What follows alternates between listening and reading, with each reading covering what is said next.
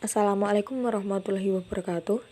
Nama saya Nur Ila Lutfiana dengan NIM 2020-307 dari kelas 4F mata kuliah Hukum Islam 3.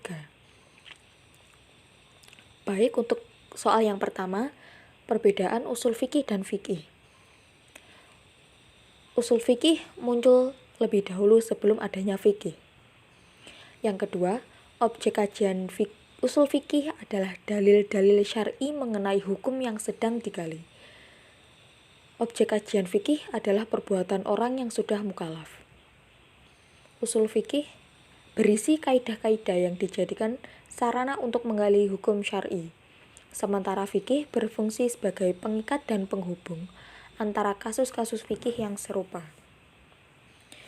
Pertanyaan yang kedua, hukum dalam hukum Islam atau biasa disebut dengan hukum syariat, hukum syara'.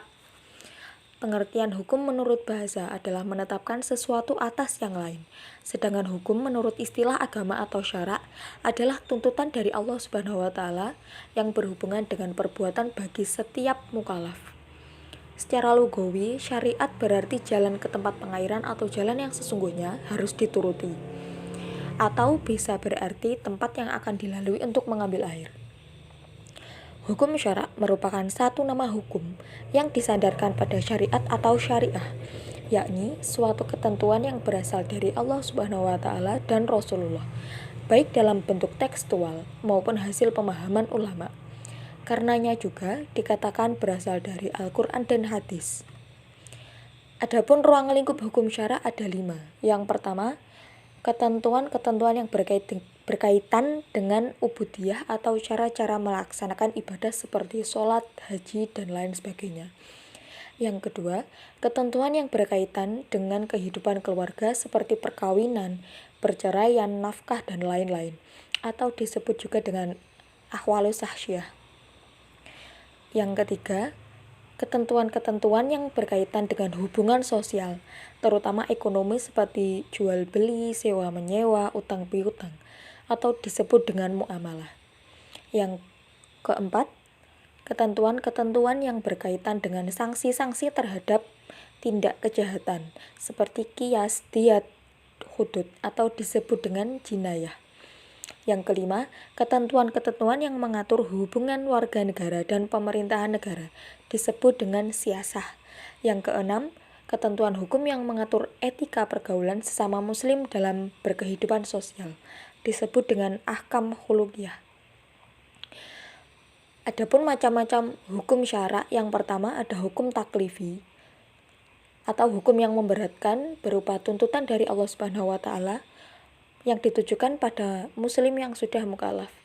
Isinya ada 5. Yang pertama ada ijab yang berisi tuntutan yang harus dikerjakan atau dilakukan, dan hukumnya wajib seperti sholat, zakat, dan puasa. Yang kedua ada tahrim, berisi larangan yang harus ditinggalkan.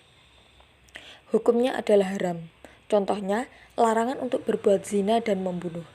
Yang ketiga ada nadab, berisi tuntutan yang tidak harus dilakukan.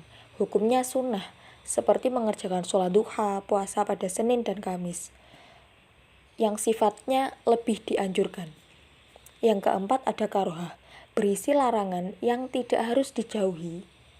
Hukumnya dinamakan makruh, seperti berkumur pada saat puasa.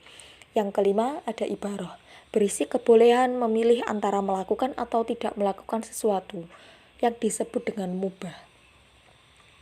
Kemudian yang kedua ada hukum wad'i, berarti hukum itu adalah suatu buatan atau bikinan. Suatu hukum yang bergantung pada ada atau tidaknya sesuatu yang lain. Yang pertama ada sebab, segala sesuatu yang dijadikan oleh syar'i sebagai alasan bagi munculnya suatu hukum, seperti adanya hukuman potong tangan karena telah mencuri. Yang kedua, syarat, tidak adanya sesuatu menyebabkan tidak adanya hukum dan sebaliknya. Contohnya, jika harta zakat belum mencapai haul dan nisab, maka tidak ada hukum wajib zakat. Haul dan nisab itulah yang dinamakan syarat. Yang ketiga, mani, segala sesuatu yang dapat meniadakan hukum atau membatalkan hukum. Contohnya, wanita yang sedang haid dilarang menunaikan sholat, maka haidnya wanita tersebut dinamakan manik.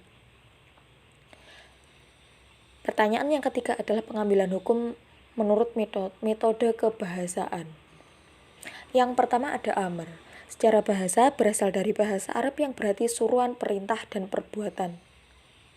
Sedangkan menurut istilah berarti tuntutan perbuatan dari yang derajatnya lebih tinggi kepada yang lebih rendah. Di dalamnya terdapat kaidah istinbat hukum.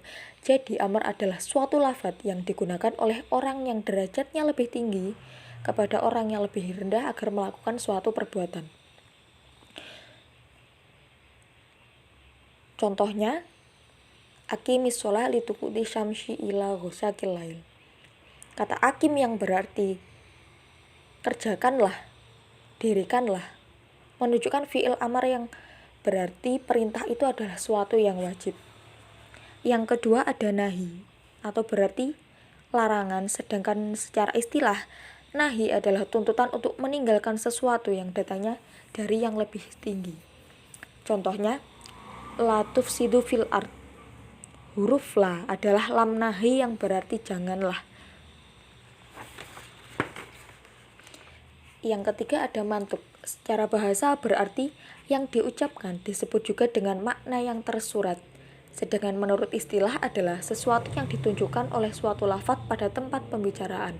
Dengan kata lain, apa yang ditunjukkan oleh lafaz sesuai dengan yang diucapkan. Contohnya, wa huwa ma'akum aina ma kuntum. Dia bersama kamu di mana saja. Kata bersama bukan berarti Allah Subhanahu wa taala bersama kita secara zatnya, tetapi bersama kita secara kekuasaannya, pengetahuan ataupun pemeliharaan. Yang keempat ada mafhum. Menurut bahasa, mafhum berarti yang dipahami disebut dengan makna tersirat. Menurut istilah, mafhum adalah lafaz yang bukan arti secara harfiahnya.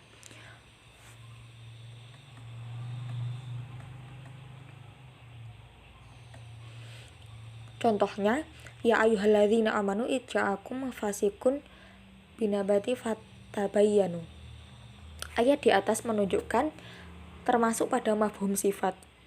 Mafhum ayat tersebut adalah tidak wajib tabayyun terhadap orang yang fasik. Yang kelima ada mutlak dan muqayyad. Secara bahasa, mutlak adalah tidak terikat. Sedangkan secara istilah adalah lafaz tertentu yang tidak terikat oleh batasan lafaz yang mengurangi keumumannya. Sedangkan muqayyad adalah berarti terikat.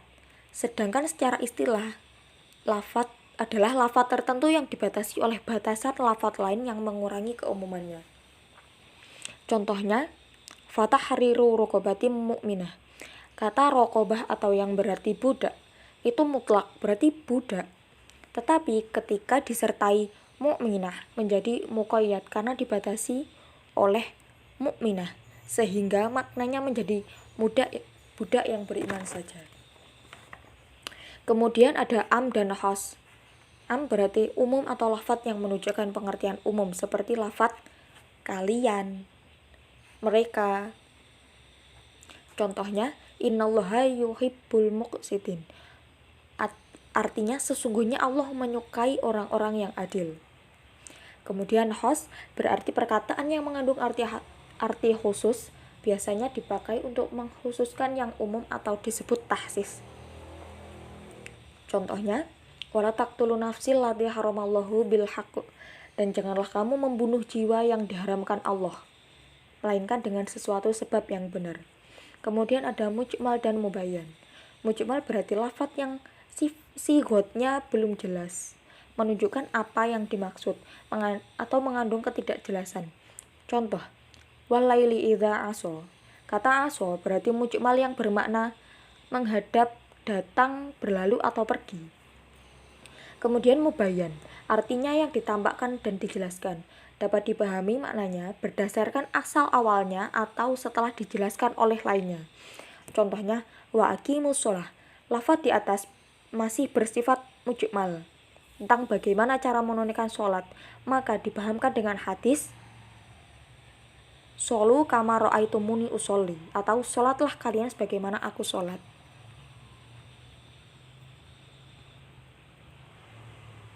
Terima kasih atas waktunya. Mohon maaf jika ada salah kata. Wassalamualaikum warahmatullahi wabarakatuh.